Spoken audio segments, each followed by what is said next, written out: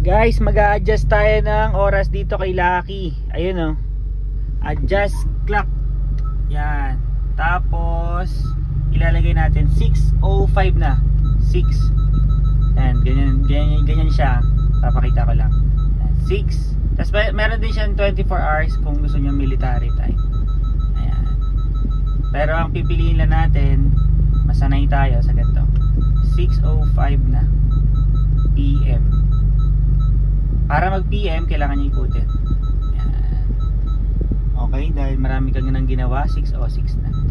Yun, set. Ayos. Yan, ayun na. 4.0. Ang lakas mo sa gas. Carbon parts pa sila kay Boy, ah. Parang hindi madumi, ah. Huh? Parang hindi madumi, ah.